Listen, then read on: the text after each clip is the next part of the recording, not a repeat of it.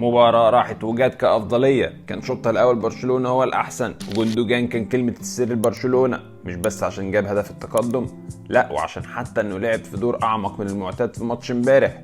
بس كان هو اللي مدورها وعامل حالة من السلاسة في نقل الكرة للفريق الكتالوني، وكان ممكن يتقدم بأكتر من هدف في وقت ما كان مدريد بادئ فيه نايمان.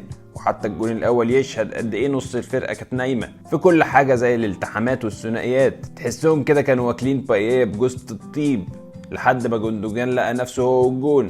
وتكرر التاني في اكتر من كوره كادت انها تكون الجون التاني، زي لما كارفاخال وفالفيردي وكروس كده تلعثموا كلهم، فجافي اخد الكوره واداها لوبيز اللي حطها في القائم.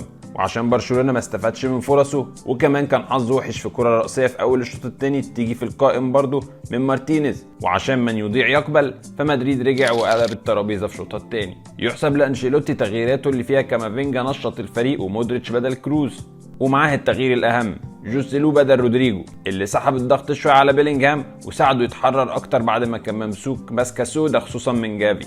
الناحيه التانيه تشافي بالرغم انه ابتدى الماتش باسلوب ناجح في الحد من خطوره مدريد وتمركز اروخو وكانسيلو وجافي اللي فعلا منع خطوره بيلينغهام وفينيسيوس تماما من ساعه الماتش ما ابتدى، لكنه اكتفى التغيير بدخول ليفاندوفسكي بدل توريس وما غيرش كردة فعل سريعه على التغييرات المحترمه اللي انشيلوتي عملها اللي كنا بنتكلم عنها لحد ما لبس التعادل.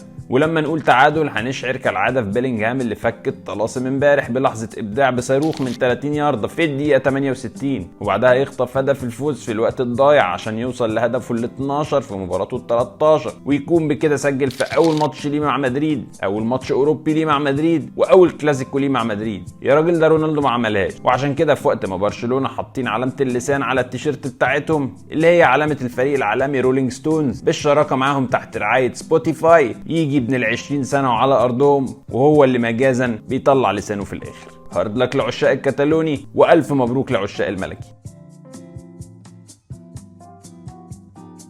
في الانجليزي ارسنال بيسحق شيفيلد يونايتد 5-0، والمكسب الحقيقي في المباراه مش السكور لان شيفيلد يونايتد بعافيه، لكن المكسب الحقيقي لارتيتا ورجالته هو عمق السكواد.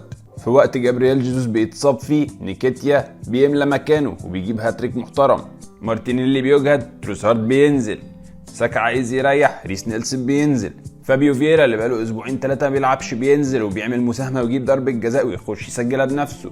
تومياسو بعد ما نزل مكان زينشينكو في الشامبيونز ليج ولعب كظهير شمال وابدع في الشوط الثاني، بينزل النهارده كظهير يمين مكان وايت في الشوط الثاني وبيبدع وبيجيب اول جول ليه مع ارسنال. وابننا محمد النني بينزل لاول مره مع ارسنال في الدوري لاكتر من سنه بعد غياب للاصابه. توتنهام من الناحيه الثانيه مكمل فورمه ومسيطر على ماتش كامل قصاد كريستال بالاس، مع ان ما جابش فرص كتير لكن كان في نجاعه هجوميه وشمشون الجبار سون كالعاده بيظهر عشان يكسبوا كريستال بالاس 2-1.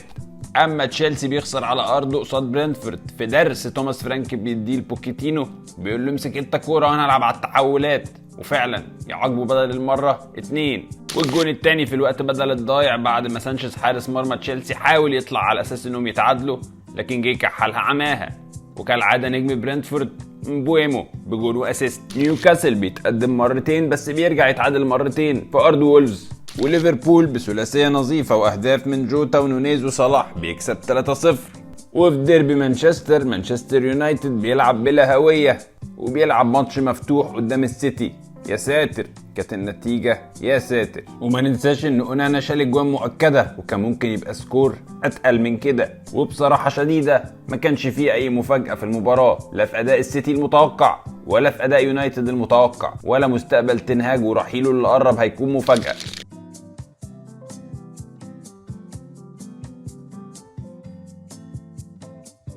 ونروح لدوري روشن السعودي، وبعد سيطرة كاملة من النصر في الشوط الأول، في الشوط الثاني كريستيانو رونالدو بيثبت إن العمر مجرد رقم ويعمل أسيست لتاليسكا عشان النصر يفتتح التسجيل، وماتش بيكمل لحد 3 النصر 1 الفيحاء. وفي الكلاسيكو السعودي الهلال المتصدر بقيادة بونو كولوبالي ومتروفيتش بيفوز 3-1 على اهلي مندي وفيرمينو ومحرز في مباراة قوية، ولولا الحارس مندي وتصدياته الاهلي كان شال اكتر. كان الاستحواذ على الكرة متكافئ في الماتش ده، لكن المحاولات على المرمى والخطورة والفرص الحقيقية كانت من نصيب الهلال اكتر. وجدير بالذكر انهم كمان ضيعوا ضربة جزاء من متروفيتش في الدقيقة 26 بس رجع جاب الجون الثاني في الدقيقة 37. وبكده الهلال بيلعب لوحده في المركز الاول ب4 نقط فرق عن النصر والاهلي بيتراجع للنقطه 22، ويجي ورا بنقطه الاتحاد برصيد 21 نقطه بعد ما ضيع نقطتين هو كمان، وتعادل مع الحزم 2-2 في تعادل عادل الحقيقه. اما التعاون فبياخد نقطه من ارض الخليج بعد ما تعادل مع الخليج 1-1 عشان يبقى في المركز الثالث ورا النصر بنقطة. أما الفتح فبيكسب الرائد في الرائد 2-1 ويوصل لفوزه الرابع على التوالي في الدوري، وده اللي بيوصله للمركز الرابع. وكده تقنيا بنتكلم ان الفتح والتعاون واخدين الأماكن اللي هي المفروض تكون للاتحاد وأهلي جدة.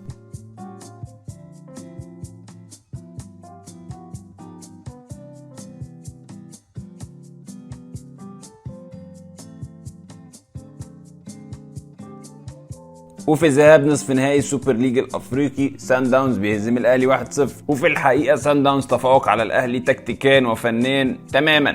لعبوا 3-4-3 كانت في حاله الهجوم بتكون 2-3-5 او 3-2-5، ولعبوا على التحرك بين المساحات والتنوع ما بين محاوله اختراق من على الاطراف او توسيع خط دفاع الاهلي ولعب بينيات في الهواء وفي العمق، وكانوا هم الاقوى والاشرس واللي بيفوزوا بكل الثنائيات، وكل ما الكره تطلع من دفاع الاهلي يستخلصوها تاني بالهاي بريس وهاتك يا ضغط. في الشوط الثاني الفرق جه من شوطه مفاجاه حلوه بعد ما برضه اتقطعت من محاوله ضغط عالي ممتاز يصطحب تراخي وتباطؤ من مروان عطيه في نقل الكوره، لكن يسأل عنها الشناوي لانها من بعيد، وتغييرات لعيبه مكان بمكان من غير اي تغيير تكتيكي ولا تحسن على مستوى اداء الاهلي ما عملتش اي فرق، بل بالعكس سان داونز جالهم فرصتين اخطر من بعض من ركنيتين في اخر لحظات المباراه، واحده راحت فوق العارضه والتانيه اصطدمت بالقائم، والحسنه الوحيده من المباراه ان النتيجه خلصت 1-0 بس. كولر ورجالته عندهم شغل كتير قوي عشان يحضروا الماتش استاد القاهره. كانت جوله فيها لقاءات كبيره كتيره، وهسيبكم بشويه اسئله نتكلم فيها مع بعض في التعليقات. برايك الليجا من نصيب مدريد ولا برشلونه،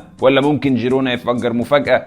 شايف الاهلي هيلحق يتدارك المستوى السيء ده ويفوز في لقاء العودة في القاهرة ويروح النهائي ولا لأ؟ وتنهاج هيتم إقالته قريب جدا ولا لسه شوية؟